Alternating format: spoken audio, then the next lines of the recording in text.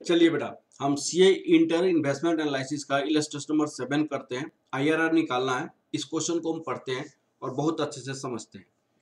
इस क्वेश्चन में आपको दिया हुआ है, calculate the internal rate of return of the investment ₹1,36,000। तो ये आपकी IRR which yield a cash inflows ए। तो इंटरनल रेट ऑफ रिटर्न आपको निकालनी है। तो इसके लिए मैंने क्या कहा था कि एक डिस्काउंट रेट होता है। डिस्काउंट रेट का मतलब ये दो रेट पे हम नेट प्रेजेंट वैल्यू निकालते हैं। एक पे हमारी नेट प्रेजेंट वैल्यू पॉजिटिव होता है, दूसरे पे नेट प्रेजेंट वैल्यू हमारा नेगेटिव होता है। तो हमारे पास क्या करते हैं, यहाँ पे नेट प्रेजेंट वैल्यू निकालने के लिए आपको यहाँ पे क्वेश्चन में कैश का इनफ्लो दिया हुआ है। यहाँ पे इनफ्लो दिया हुआ है। अब भाई दो रेट कौन सी रेट लेंगे, उसके लिए मैंने आपको बताया था कि पे बैक पीरियड निकालिएगा। यहाँ पे पे बैक पीरियड निकालने के लिए आपको यहाँ पे क्या चाहिए, एकुमुलेटेड कैश इनफ्लो चाहिए। Accumulated cash inflow. तो यहाँ पे 30,000 हो जाएगा, यहाँ पे 70,000 हो जाएगा और यहाँ पे 1,30,000 हो जाएगा। और पे बैक पीरियड का फॉर्मूला क्या होता है, मैं आपको पहले भी बता चुका हूँ। Year lapse plus cash inflow of next year, balance to recovered divided by cash inflow of the next year, cash inflow of next year। तो यहाँ पे एक्चुअली होगा क्या, cash inflow of the next year. Year lapse का मतलब 3 years बीत गया, हमें रिकवर करना था 1,36,000, लेकिन 3 साल में 1,30,000 रिकवर हुआ। डी प्लस हम कर देंगे। अब प्लस करने के बाद बैलेंस टू रिकवर कितना हो जाएगा, 1,36,000 रिकवर करना था, आपने रिकवर किया 1,30,000। तो हमारे पास बैलेंस टू रिकवर पता चल जाएगा। ये पैसा जो बैलेंस बचेगा वो फोर्थ ईयर की कैश के इनफ्लो आएगा। अब फोर्थ ईयर का कैश इनफ्लो हमारे पास कितनी है, 30,000 है। तो यहाँ पे 30,000 लिखा जाएगा। अब सुनिएगा, तो यहाँ पे पे बैक पीरियड 3.20 आ गया, 3.20। अब क्वेश्चन है कि हमें टेबल देखनी है कि प्रेजेंट वैल्यू एन्युटी फैक्टर की टेबल में देखना है कि किस रेट पे आपकी 5th ईयर प्रोजेक्ट है, प्रोजेक्ट का लाइफ कितनी है, 5th ईयर है, किस रेट पे अप्रोक्स 3.20 आ गया इसी के आसपास। तो इसके लिए हम क्या करते हैं, प्रेजेंट वैल्यू एन्युटी फैक्टर देखते हैं।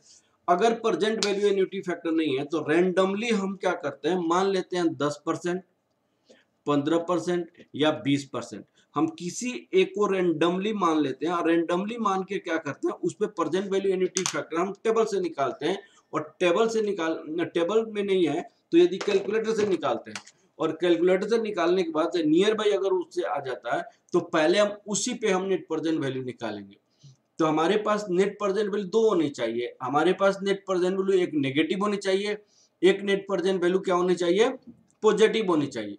अब मान लो कि उस पर नेगेटिव नेट प्रेजेंट वैल्यू आया है, तो पॉजिटिव लाने के लिए रेट को डिक्रीज करेंगे 4-5%, या नेगेटिव उस पर आ गया है तो पॉजिटिव लाने के लिए रेट को डिक्रीज करेंगे। अगर पॉजिटिव आया है तो नेगेटिव लाने के लिए उस रेट से 4-5% इंक्रीज करेंगे। तो यहाँ पे मैं आपको जैसे 10% मैं लेकर चलता हूँ तो 1.1 10% हम प्रेजेंट वैल्यू एंटी फैक्टर निकाल रहे हैं कैलकुलेटर से। डिवाइड 1 ऐड करो 2 3 4 5। तो यहाँ 10% पे आपके पास आ गया 3.79 अप्रोक्स। 10% से आपका प्रेजेंट वैल्यू एंटी फैक्टर अगर लेते हैं हम, प्रेजेंट वैल्यू एन्युटी फैक्टर 10%, आपको 10% 5 ईयर का 3.79 आया। तो ये 3.20 पे बैक पीरियड है, ये 3.79 है। तो हम पहले 10% पे हम क्या कर देंगे, इसकी आईआरआर नेट प्रेजेंट वैल्यू निकालेंगे और उसके बाद हम दूसरा परसेंटेज निकाल सकते हैं। ठीक है ना।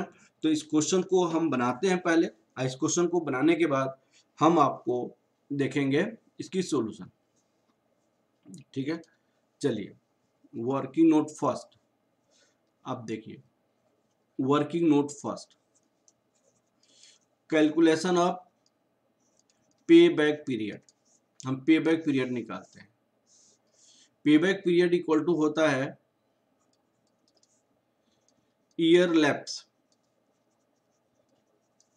Plus balance to recover, balance to recovered, cash inflow of next year. Year lapse आपको 3 इयर्स बीत गया, जैसे कैसे 3 इयर्स बीत जाएगा, यहाँ पे 5 साल का देखिएगा हमारे 1 2 3 4 5 कैश इनफ्लो कैसे हुआ। कैश इनफ्लो आपका कितना था, 30,000 था,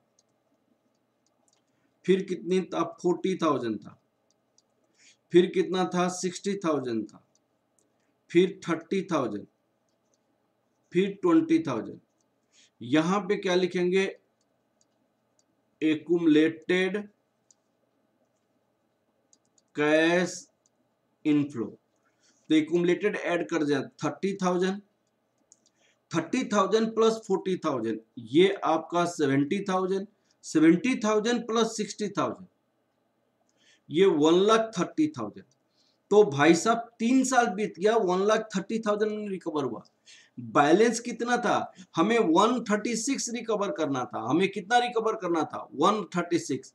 अब 136 में हमें 130 रिकवर हुआ, तो बैलेंस कितना हुआ, 6,000 अभी रिकवर करना बाकी है।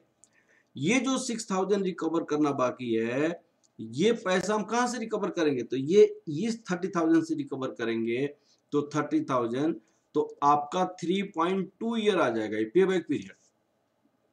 हमने प्रेजेंट वैल्यू एन्युटी फैक्टर हमने देखा था, प्रेजेंट वैल्यू एन्युटी फैक्टर 10% आपको 5 साल का, ये 3.79 है। तो नियर बाई इसका ये है, नियरेस्ट तो नहीं है, नियर बाई है, ठीक है ना।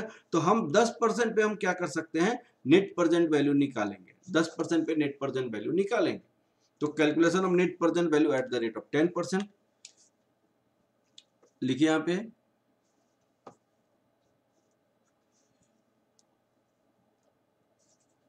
Calculation of net present value at the rate of 10%। And को अभी रहने दीजिए, एंड को हम बाद में देखेंगे, ठीक है ना। अब सुनिएगा, यहां पे हम ईयर लिखेंगे,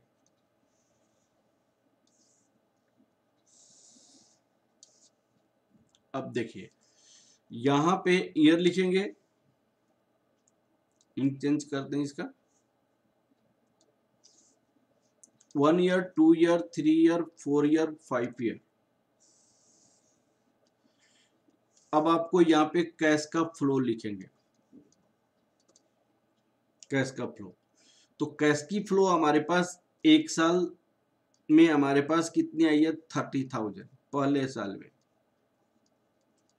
उसके बाद 40,000 दूसरे साल में, उसके बाद 60,000, फिर 30,000, फिर 20,000।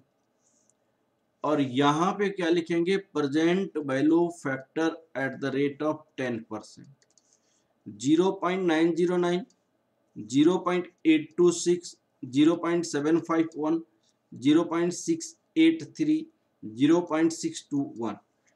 अब यहाँ पे क्या लिखेंगे, प्रेजेंट वैल्यू लिखेंगे, प्रेजेंट वैल्यू। तो यहाँ पे 27270, 33040, 45060, 20490, 12420। अब इसको कहेंगे present value of cash inflow. Present value of cash inflow 1,38,280, और present value of cash outflow कितना था, आउटफ्लो 1,30,000 था। तो नेट प्रेजेंट वैल्यू क्या होता है, net present value of cash inflow minus present value of cash outflow. यहां पे हो जाएगा 2260, ये हो जाएगा। अब ये पॉजिटिव आया। अब नेगेटिव नेट प्रेजेंट वैल्यू निकालने के लिए, ये तो बहुत कम है, तो नेगेटिव नेट प्रेजेंट वैल्यू निकालने के लिए आपको रेट को इंक्रीज करना पड़ेगा। 3-4% से इंक्रीज करते हैं, लेकिन ये बहुत कम नेट प्रेजेंट वैल्यू है, इसीलिए 2% हमने इंक्रीज कर दी। जनरली 4% का डिफरेंस ले सकते हैं, ठीक है। तो हमने 2% का पे इंक्रीज किया क्योंकि बहुत ही कम नेट प्रेजेंट वैल्यू पॉजिटिव है, तो present value factor at the rate of 12% मैंने लिखा यहाँ पे। तो 0.893, 0.797, 0.712, 0.636, 636, 0.567, तो ये आ जाएगा प्रेजेंट वैल्यू 26,790, 31,880, 42,720, 19,080, 11,340। तो इसको कहते हैं present value of cash inflow, ₹1,31,810, present value of cash outflow 1,30,000। अब नेट प्रेजेंट वैल्यू आपका 1,36,000 आउटफ्लो है। तो present value, net present value का क्या फॉर्मूला होता है? Present value of cash inflow minus present value of cash outflow. ये rupees हो जाएगा कितना? 4190। ये नेगेटिव नेट प्रेजेंट वैल्यू हो जाएगा 4190। अब आपको क्या निकालनी है? IRR निकालनी है। IRR का मतलब हमने क्या कहा? Internal rate of return. IRR क्या कहेंगे बेटा? IRR means lower rate, net present value at lower rate, net present value at lower rate, net present value at higher rate। यहाँ पे higher rate minus lower rate. Lower rate आपके पास कितनी है बताइएगा? 10% हमारे पास लोअर रेट है, और 10% पे 2260 हमारे पास क्या है? नेट प्रेजेंट वैल्यू है। और यहाँ पे 2260 माइनस 4190। अब आपको क्या है यहाँ पे? 12% माइनस 10%। अब आपको यहाँ पे 10% हो जाएगा प्लस 2260, यहाँ पे 2260 प्लस 4190 इंटू 2% हो जाएगा। तो ये हो जाएगा 10% प्लस 2260 डिवाइडेड बाई 6470 इंटू 2%। तो ये हो जाएगा 10% प्लस 0.704%। तो 10.704% आपका आंसर हो जाएगा। 10.704% आपका IRR हो जाएगा। ठीक है ना बेटा? इस तरह मैंने क्वेश्चन कंप्लीट किया। ओके, थैंक यू क्लास बेटा, थैंक यू।